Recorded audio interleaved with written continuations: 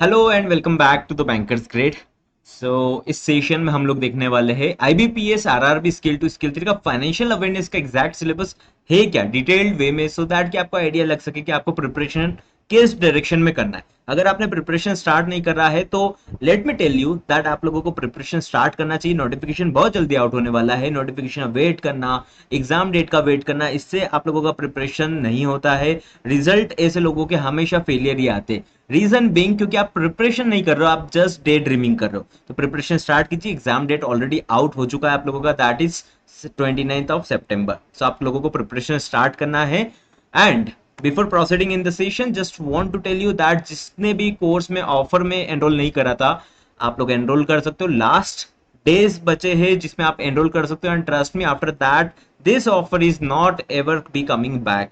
सो आप लोगों को एनरोल करने के लिए व्हाट्सएप करना है। व्हाट्सएप नंबर स्क्रीन पर अवेलेबल है and team will help you out with the manual payment process. अपना मेल आईडी फॉरवर्ड कीजिए 24/7। जब भी आप इस वीडियो को देखते हो, चाहे आधी रात को देख रहे हो, आप व्हाट्सएप करके अपना पार्ट कंप्लीट कर लीजिए। जब भी टीम अवेलेबल रहेगी आप लोगों का एनरोलमेंट सेम प्राइस में, दैट इज 1399 में फुल कोर्स है, तो उसमें आप लोगों का एनरोलमेंट हो जाएगा। So let's look at the complete syllabus part which is आप लोगों के सामने है। आप इसका स्नैपशॉट भी ले सकते हो। हिंदी में मैं आप लोगों को भी बता दूंगा। हिंदी का जिसको पर्टिकुलर वे में देखना है तो आप हिंदी के वे में भी पढ़ सकते हो। तो कितने महीने का आप लोगों को आरबीआई सर्कुलर करना, आई मीन फाइनेंशियल अवेयरनेस करना चाहिए, एक कॉमन क्वेश्चन रहता है, राइट? अभी तक हम देखते आ रहे थे कि ये सिलेबस करना क्या है, तो फाइनेंशियल अवेयरनेस का सिलेबस है। नाउ लेट्स टॉक अबाउट आप लोगों का कितने, जस्ट सेकंड नो। सो आप लोगों का जो करंट 6 मंथ्स रहता है, क्या रहता है? Current 6 months. तो करेंट 6 मंथ्स में आप लोगों को फाइनेंशियल न्यूज को बहुत डिटेल्ड पढ़ना है। I am not talking about RBI circulars, I am not talking about government schemes, I am talking about financial news. Financial news किस टाइप की रहती है? जो भी इकोनॉमिक न्यूज रहती है, बैंकिंग न्यूज रहती है, फाइनेंशियल न्यूज रहती है। फाइनेंशियल न्यूज जैसे कि जीएसटी के बारे में, यूपीआई के बारे में, कुछ फाइनेंशियल कुछ डील हो रहा है उसके बारे में। Banking news particular banks, NBFC, इनके बारे में, इकोनॉमी से रिलेटेड, इन्फ्लेशन, ये सब पार्ट जो भी इकोनॉमी वाइज चलता है, जीडीपी वाइज, इकोनॉमिक वाइज जो पार्ट चलता है, वो उससे रिलेटेड न्यूज आप लोगों को 6 मंथ्स का अच्छे से करके रखना है।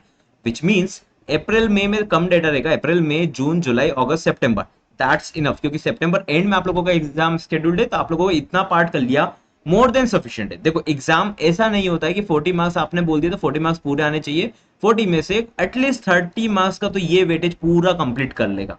लेटेस्ट इकोनॉमिक रिपोर्ट्स जैसे कि आप लोगों का आरबीआई एनुअल रिपोर्ट रहता, बजट रिपोर्ट रहता। अभी इलेक्शन जो भी पार्टी जीतेगा उसके बाद आप लोगों का नया टाइप का रिवाइज बजट रहेगा, उसके ऊपर एक्सपोर्ट इंपोर्ट का रिपोर्ट रहता है, आपका डिजिटल ट्रांजेक्शन का रिपोर्ट रहता है। ऐसे एन नंबर ऑफ रिपोर्ट से सबसे ज्यादा इंपॉर्टेंट वाइज, सिक्वेंशियल वाइज आपको जमा करके उसको रीड करना है, स्टडी करना है। उसमें कुछ भी क्वेश्चन आ सकता है, कुछ भी मतलब कुछ भी, उसको लेकर आपको अंडरस्टैंडिंग बनाना है। इसमें फाइनेंशियल अवेयरनेस में एक चीज रहता है विच इज कि आप लोगों के लिए कुछ भी एग्जाम स्पेसिफिक नहीं है। अगर आप ऐसा सोचते हो कि अगर एचडीएफसी न्यूज में था तो उस न्यूज के बारे में पूछेंगे, इट्स नॉट दैट इंपॉर्टेंट। उसके एमडी के बारे में पूछा जा सकता है, वो कब स्टैब्लिश हुई इसके बारे में पूछा जा सकता है। कुछ भी पार्ट एचडीएफसी का पूछा जा सकता है अगर वो न्यूज में था। तो न्यूज में था तो आप लोगों को डिटेल में पढ़ना है, नॉट लाइक कि वन लाइनर वे में पढ़ना है। ऑलराइट, तो लेटेस्ट इकोनॉमिक रिपोर्ट्स आप लोगों को करना है। उसके अलावा आप लोगों को क्या पार्ट करना है, which is reserve bank of India and NABARD के सर्कुलर्स। लास्ट ईयर नाबार्ड के सर्कुलर्स देखने को मिले थे, आरबीआई के सर्कुलर्स और नाबार्ड के सर्कुलर्स। अब आपके मन में क्वेश्चन आएगा दैट ये कब से कब तक के करने, तो my answer to you is January onwards आप इस पार्ट को कर लो। जनवरी ऑनवर्ड्स नहीं करते हो तो नए फाइनेंशियल ईयर का अप्रैल ऑनवर्ड्स का तो कर ही लो। अब इसमें आपका एक क्वेरी रहता है दैट सर, इसमें हम लोगों ने एग्जाम में देखा है दैट लास्ट ईयर के सर्कुलर्स हम लोगों से एग्जाम में पूछे गए थे। तो आपको एक पार्ट में बताता हूं, सर्कुलर जो पार्ट रहता है उसमें क्या रहता है।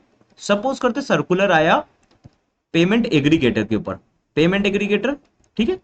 तो पेमेंट एग्रीगेटर का जो भी पार्ट रहेगा जो पहले सर्कुलर आया था, चाहे वो 1 साल बाद आया हो, तो पूरा कंप्लीट डिटेल करना है आपको। अगर वो अभी रिसेंट न्यूज में था, रिसेंट सर्कुलेशन में था आरबीआई की वेबसाइट पर, तो आपको इसके बारे में पूरा कंप्लीट पढ़ना है। जैसे कि अगर पीपीआई के बारे में चल रहा है, प्रीपेड पेमेंट इंस्ट्रूमेंट के बारे में, तो इसका डिटेल्ड पार्ट करना है। अगर एटीएम का कुछ आता है तो एटीएम का भी डिटेल्ड पार्ट करना है।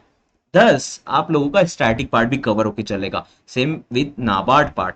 तो आप लोगों को इसको डिटेल में पढ़ना है, स्टडी करना है। नॉट जस्ट रटना है ना, कि सर्कुलर आया था लास्ट डेट ये है, ऐसा नहीं रटना है, आपको उसके बारे में कंप्लीट डिटेल होना चाहिए। जैसे कि अगर पीपीआई के ऊपर आया है, सुकन्या समृद्धि के ऊपर आया, तो सुकन्या समृद्धि का डिटेल पूरा करके जाओ, पूरा कंप्लीट पढ़ना है, जो न्यूज में रहेगा, जो लेटेस्ट ट्रेंड में रहेगा, वो कंप्लीट आपको उसका स्टैटिक पार्ट भी ढंग से पढ़ना है। Same with IRDA circular, IRDI का भी आप लोगों को देखना है, सेबी का भी देखना है, एमएसएमई के बारे में जो भी प्लानिंग चलता है, ये सब पार्ट आपको देखना है। पीआईबी क्या होता है, प्रेस इंफॉर्मेशन ब्यूरो रहता है, इसका वेबसाइट आप देख सकते हो pib.in। तो यहाँ पर नोटिफिकेशन आते हैं गवर्नमेंट स्कीम्स को लेकर, इकोनॉमिक रिपोर्ट और सर्कुलर्स पार्ट आता है, तो इससे भी क्वेश्चंस आप लोगों को देखने को मिलेंगे। Remaining part is of static banking. Static banking part में कुछ टर्म्स होती है, जैसे कि सर्टिफिकेट ऑफ डिपॉजिट का मिनिमम वैल्यू क्या होता है, ऐसा एक क्वेश्चन आया था आपके एग्जाम में। तो इस टाइप के जो पार्ट रहते हैं, एनआरआई एनआरई, इनके बारे में जो भी क्वेश्चन आएंगे, तो ये स्टैटिक पार्ट हो गया। अगर वो न्यूज में रिलेटेड था तो न्यूज से भी आएगा, लेकिन आप लोगों को एक पार्ट ध्यान रखना है, विच इज सबसे ज्यादा वेटेज आपको इस पर और इस पर। तो ये लेटेस्ट इकोनॉमिक जो रिपोर्ट्स वाला पार्ट है, ये एनी विच वे आपके पूरे 6 मंथ्स के फाइनेंशियल न्यूज में कवर हो जाएगा। न्यूज को जस्ट हेडलाइन से मत देखो, न्यूज को पढ़ने का एक तरीका होता है। अगर एयू स्मॉल फाइनेंस बैंक का एक्विजिशन कर रहा है फिनकेयर स्मॉल फाइनेंस बैंक का, तो फिनकेयर स्मॉल फाइनेंस बैंक के बारे में भी स्टडी करो, दोनों में इक्विटी शेयरिंग कितना होगा, ये पार्ट भी डिस्कस देखो उसमें।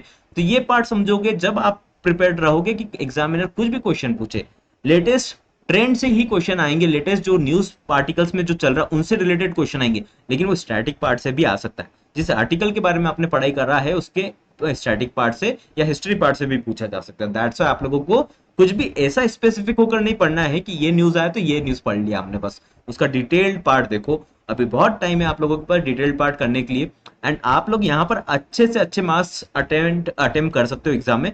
All you need to do is कि फाइनेंशियल अवेयरनेस पर स्टक होकर नहीं बैठना है, इसका एक रूटीन, एक स्केड्यूल बना लीजिए, और उसके अलावा मैथ्स रीजनिंग के ऊपर प्रॉपर फोकस कीजिए, इंग्लिश हिंदी के ऊपर भी फोकस कीजिए।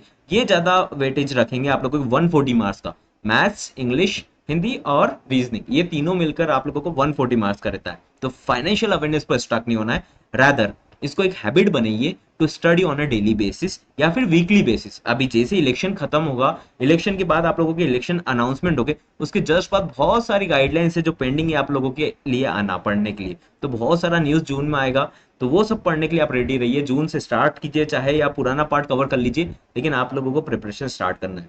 एक दिन के भरोसे नहीं बैठना है कि आप एक दिन में कुछ पढ़ ही कर लेंगे, ये डे टू डे हैबिट का पार्ट होना चाहिए।